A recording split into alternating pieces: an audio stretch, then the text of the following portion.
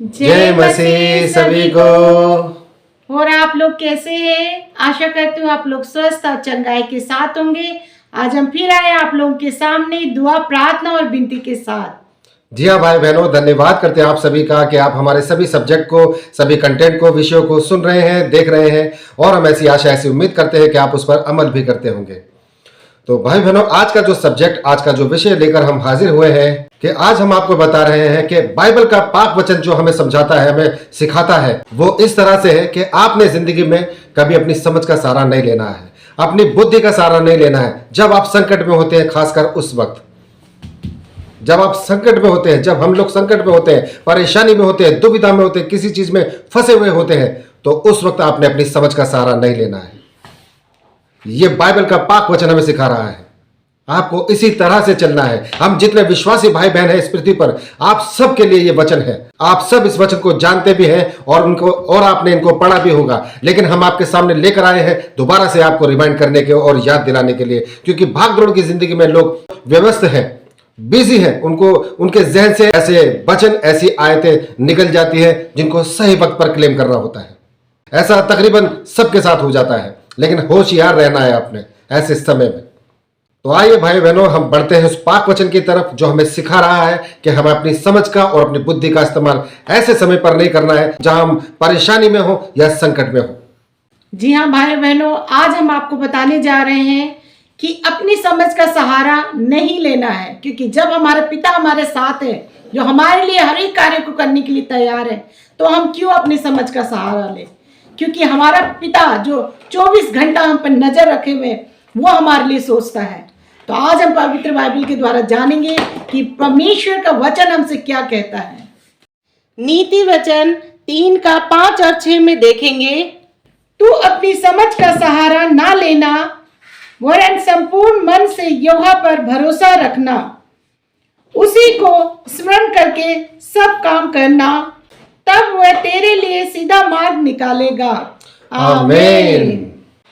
जी हाँ भाई बहनों, ये पाक वचन हमें सिखा रहा है कि जब हम कभी भी ऐसी गफलत में या ऐसी कश्मकश में हो, जब हमें कुछ समझ ना आ रहा हो, तो उस वक्त आपने क्या करना है।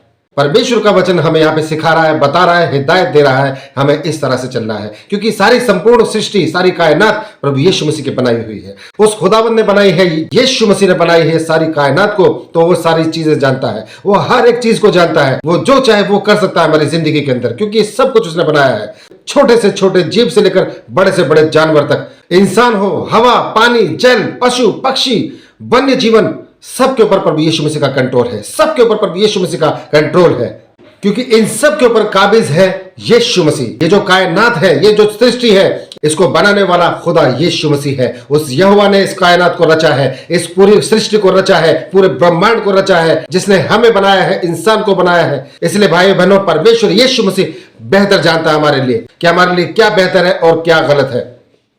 तो परमेश्वर का वचन हमें यहाँ पे सिखा रहा है, जैसा हमें यहाँ पर अभी पढ़ने को मिला, तू अपनी समझ का सहारा न लेना, वरन संपूर्ण मन से यहोवा पर भरोसा रखना, उसी को स्मरण करके सब काम करना, तब वह तेरे लिए सीधा मार्ग निकालेगा।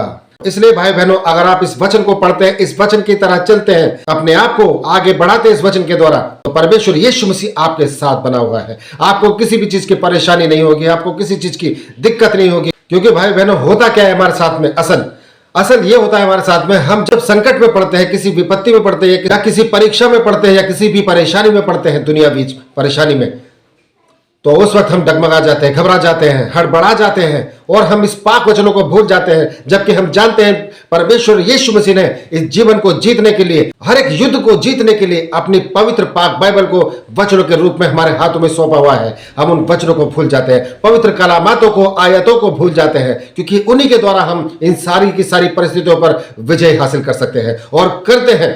जिनको याद होता है वो करते हैं, ऐसी सिचुएशन पर विजय हासिल करते हैं। क्योंकि 91 में लिखा है, तू सिंह और नाक को कुचलेगा। तो भाई बहनों, ऐसे लोग आज भी हैं जो परमेश्वर के वचन के द्वारा सिंह को भी दहाड़ देते हैं, सिंह को भी डांट देते हैं और नाक को भी कुचल देते हैं, उनका रास्ता छोड़ देते हैं। ऐसे ऐसे खूंखार जानवर भी। लोग सोचते हैं कि मुझे इस चीज का तजुर्बा है, मुझे इस चीज का एक्सपीरियंस, मेरे साथ पहले भी ऐसी घटना घट चुकी है, तो मैं सिचुएशन को इस तरह से हैंडल करूंगा, मैं वो वाली सिचुएशन को, मैं उसमें फंसा हुआ हूं तो उस सिचुएशन को इस तरह से हैंडल करूंगा। नहीं भाई बहनों, अगर आप अपनी समझ का सहारा लोगे और ज्यादा फंस सकते हो आप। आप लोग कितने भी तजुर्बेकार हो सकते हैं, लेकिन आपके तजुर्बे की भी एक लिमिट है, एक दायरा है, जहां पे आपका तजुर्बा, आपकी अकल और आपकी समझ खत्म हो जाती है। और सोच जब आपकी खत्म होती है, उसके बाद परमेश्वर यीशु मसीह का कार्य शुरू होता है। इसलिए आपने अपने काम को, अपनी सोच को, अपनी बुद्धि को और अपने उस हालात को यीशु मसीह के हाथों में सौंप देना है। जैसे पवित्र पाक वचन बता रहा है, जो हमने आपको पढ़कर सुनाया है। आप इस वचन को पढ़िए और सीखिए और जानिए और यीशु मसीह के करीब आइए, क्योंकि परमेश्वर यीशु मसीह हमें हिदायत देता है और हमारी हर एक सिचुएशन पे हमको विजय करता है, क्योंकि हर एक चीज को बनाने वाला यीशु मसीह है। अगर आप अपनी समझ का सहारा लेते हैं तो आप और ज्यादा फंस सकते हैं उसमें, क्योंकि जब इंसान अपनी समझ का सहारा लेता है, अपनी चालाकी का सहारा लेता है, अपने तजुर्बे का सहारा लेता है, तो वो फंस सकता है उसमें। उसकी जो परेशानी है वो डबल हो सकती है। 2 दिन का आराम आपको जरूर मिलेगा, लेकिन ऐसा ना हो तो वो आपका कई लंबे अरसे की परेशानी और आपके लिए सरदर्द बन जाए। अपनी हर एक सोच को, हर एक फिक्र को प्रभु यीशु मसीह के हाथों में सौंपना है, क्योंकि परमेश्वर यीशु मसीह की सोच आपकी सोच से कहीं गुना परे है।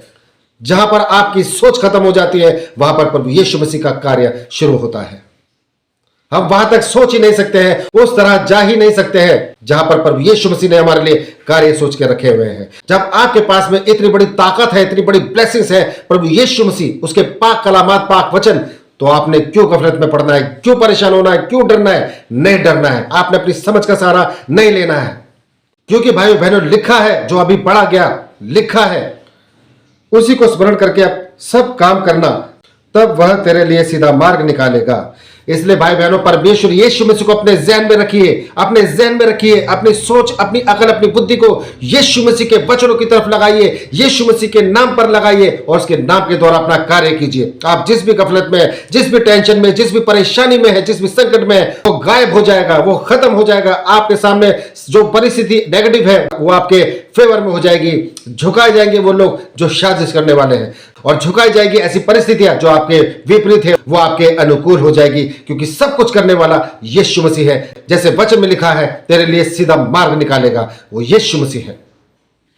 वो सीधा मार्ग निकालने वाला सिर्फ यीशु मसीह है, क्योंकि कहा है, मार्ग, सत्य और जीवन मैं ही हूं। यह परमेश्वर यीशु मसीह का वचन है। तो जी हाँ भाई बहनों, आपने देखा कि हमारा हर एक कार्य, हर एक काम प्रभु यीशु मसीह के हाथों के द्वारा होता है। इसीलिए अपने सोच का प्रयोग मत कीजिए, सब कुछ अपने पिता के हाथों में सौंप दीजिए। देखिए आपका हर एक कार्य प्रभु यीशु सिद्ध करेगा। जी हाँ भाई बहनों, तो धन्यवाद करते हैं आपने यहाँ तक इस सब्जेक्ट को, कंटेंट को सुना। हम ऐसी आशा, ऐसी उम्मीद करते हैं कि आप इस सब्जेक्ट को, इस कंटेंट को अपने सगे संबंधियों तक, रिश्तेदारों तक, जान पहचान के लोगों तक जरूर शेयर करेंगे, ताकि वो लोग भी जाने परमेश्वर यीशु मसीह का पाक वचन उनकी जिंदगी में कितने बड़े बड़े अद्भुत और अचंभित कार्य कर सकता है। तो धन्यवाद करते हैं भाई बहनों इस सब्जेक्ट में, इस कंटेंट में बस इतना ही। कल फिर हाजिर होंगे नए सब्जेक्ट, नए विषय के साथ। तब तक के लिए आप सभी भाई बहनों को हमारा जय मसीह।